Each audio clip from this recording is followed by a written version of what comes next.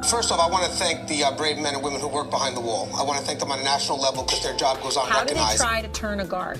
Well, correctional officer. Sorry, I apologize. But correctional officer. How you guys doing today? It's Anthony Gangi. Welcome to another episode of Tier Talk. Today we're going to answer a question from one of our subscribers. What do you do when your family does not want you to be in the profession of corrections? How do you find a way to balance your passion, if that's what you want to do, and then your family resistance? It's tough. I actually dealt with that with my father. So I'm going to share my story. And then Russ is also going to give some advice on how to balance that out. So basically the passion to be in this profession versus the resistance of your family who rather see you doing something else. So it's going to be made for a very interesting topic, and I can't wait to hear your comments because I'm sure we are not the only ones sharing this story. I'm sure there are many out there that had to deal with that resistance. So I'm very curious to see where the comments go on this. But as we usually do, if you guys haven't, the show Tier Talks for you brave men and women that work in corrections. So please subscribe, interact, engage, comment, hit that bell. That bell is going to notify you every time I post a video. We're going to go to our sponsors. When we come back, we're going to talk about what you can do when your family's being resistant about you being in this profession of corrections. Stand by for our sponsor.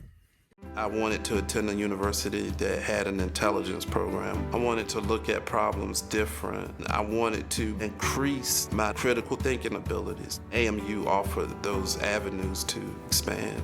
Obtaining your degree as an adult, you're actually paying yourself and investing in yourself. You can't put a dollar on it, it's priceless. It's something that can never be taken away from you.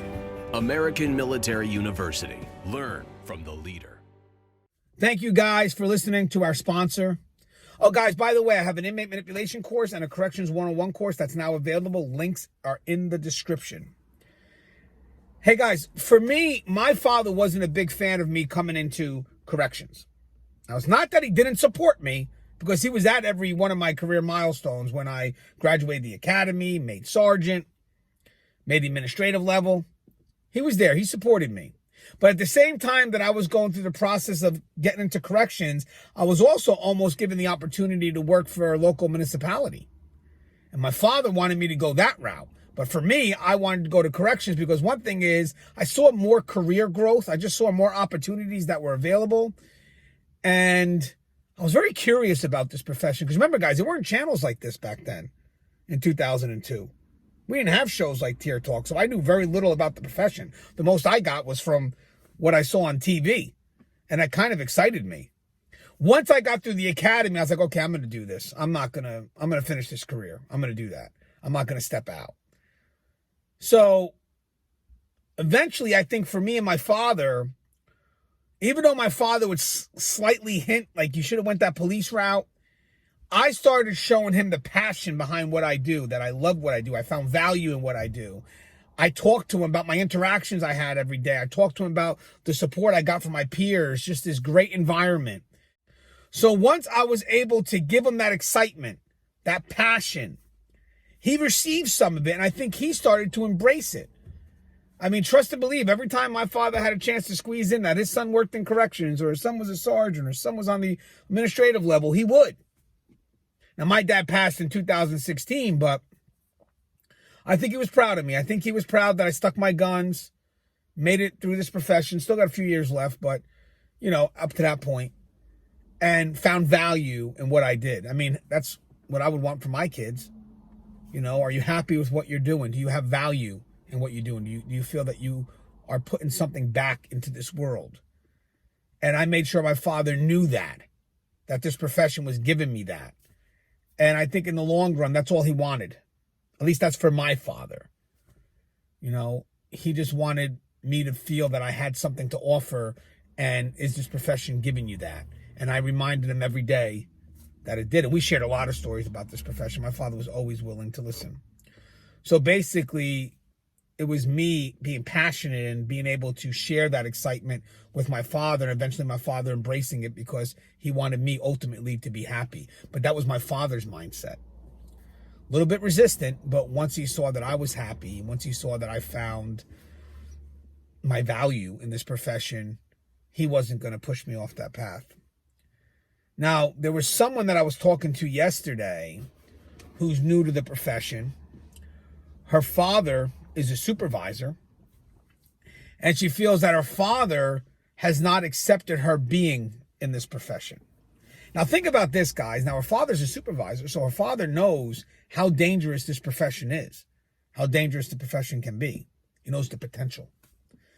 So she wants to be in this profession. It's like a dream, guys. She's extremely passionate about being in this profession.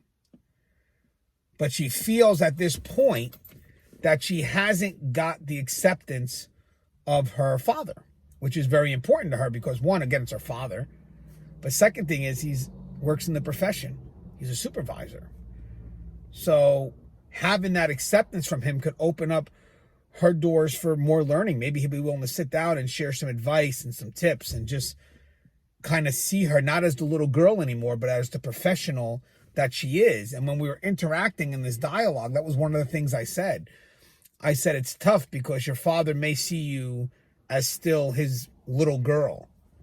And who wants their little girl to be working in corrections?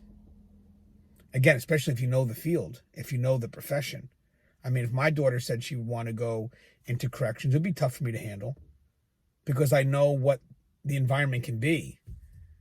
But if I saw that's what she really wanted to do and that's really where she found her value, I don't really think it's my place to stop her from doing that. And I know some people may disagree with me, but the career has been rewarding for me. And if that's where she found her value, I'm not going to discourage her. And I feel that's what's happening here. I think that sometimes we focus so much on the negative that we don't see the positive. And part of that is when someone wants to be in this profession, when they're motivated to be in this profession, and they're surrounded by people who work in this profession. Her brother also works in the profession as well. They're given a level of honesty about this profession because they live in a house with two individuals who work in this profession. But I told her what you need to do is try your best to get your father to shift his perspective as to how he sees you. Like when you're talking to him about the profession, does he still see you as his little girl? Or does he see you as an officer? You know, it's very important that that perspective gets shifted from one to the other. It's tough because as I'm saying this, I'm going through my own mind what it would be like for me. But I think it's just reminding your father the value you have in this profession, your purpose. And I think the moment he accepts you is the moment he'll give you that advice, the tips that you need. And sometimes the way it will come about is maybe when he starts seeing your peers respect you. Because you guys work at the same facility. So word starts traveling about how good of an officer you are. Maybe that can create a change in his mindset. And maybe then he'll finally won't see you as his little girl anymore, just his little girl. He'll also see you as that professional, that person that you need to be in this profession. But again, it's hard to see that when you have those blinders up. But even if your father never accepts that, even if your father is still resistant towards that, you know why you want to be in this profession. And it would be great if you had family support, but sometimes you can't get it. And sometimes you're going to have to make a very difficult choice. A very difficult choice. But if that's where your passion is, and that's where your motivation is, then eventually I would like to believe that your family will come around. I do. My dad did. So I would like to believe that your family will come around because in the end, it's not about this profession. It's about supporting you and letting them know that if you're not with me on this, I'm still going to do it. I just want you to be with me. But don't think I can't get it done without you.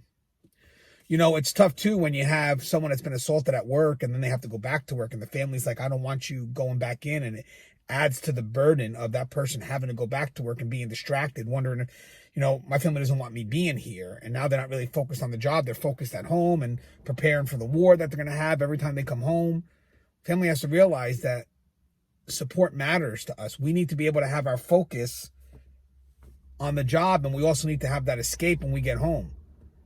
You know, it's tough for us to know that we have that burden that now we can't focus 100% on the job because we're worried about our family not supporting us. But then when we get home, we know we're going to have an argument. So now we're not focused on the job. We have no way to escape. It makes it very tough for us.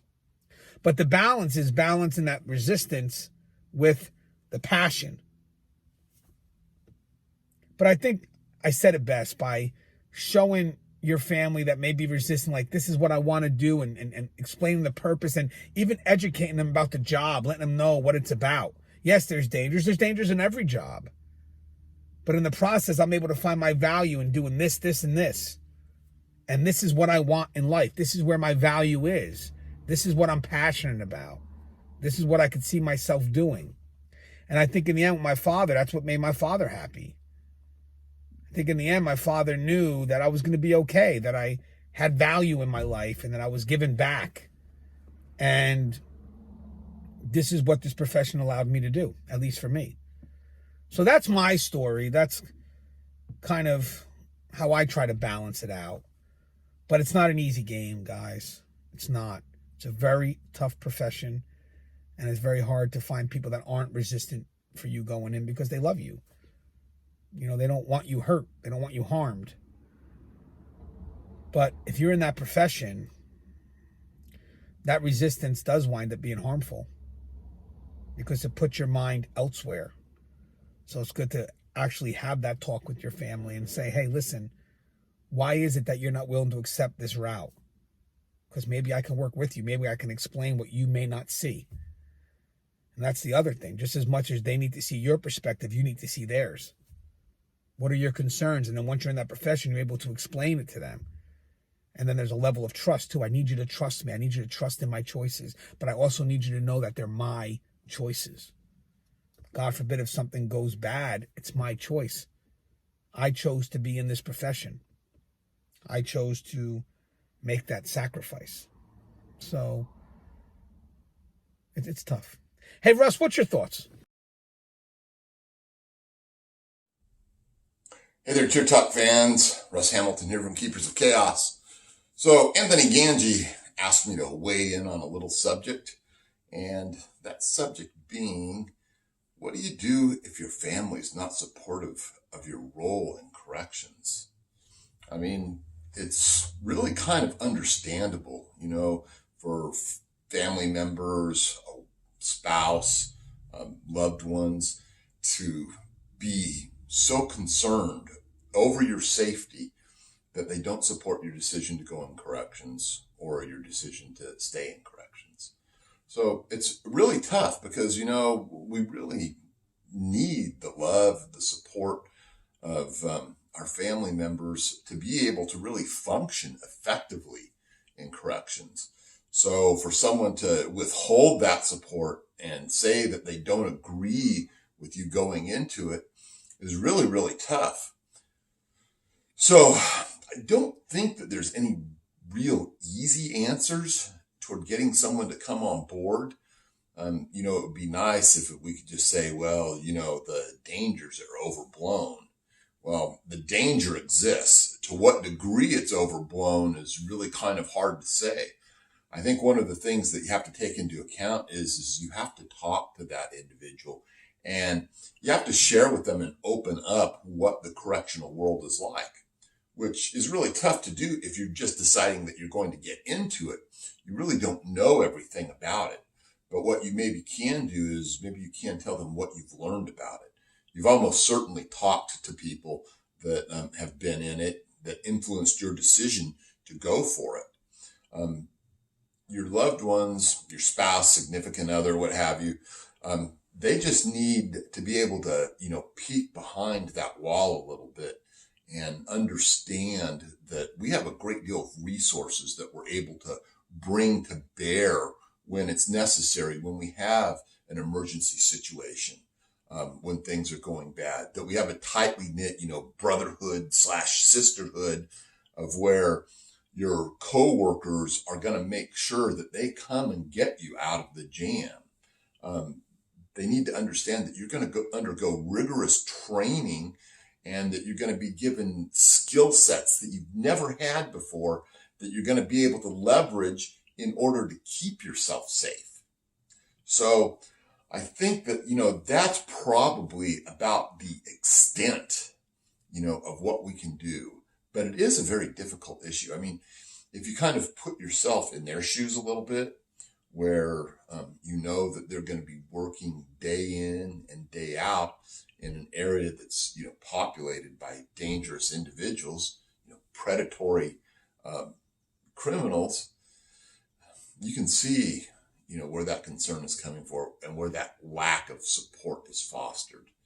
They don't want you hurt, but then again, nobody on our side wants you hurt either. All right, so that's just my 2 cents worth for this.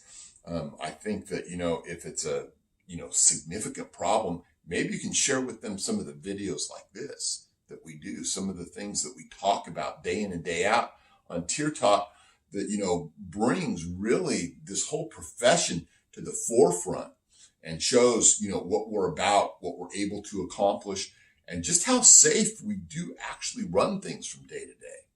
And that's not to diminish what we do. That's not to diminish, the fact that there is real danger, but it's manageable, right? Corrections, it's a risk business, but we are trained to handle the risks. Anyway, this is Russ Hamilton. I want everyone out there to stay safe, stay frosty, stay aware, and catch you soon.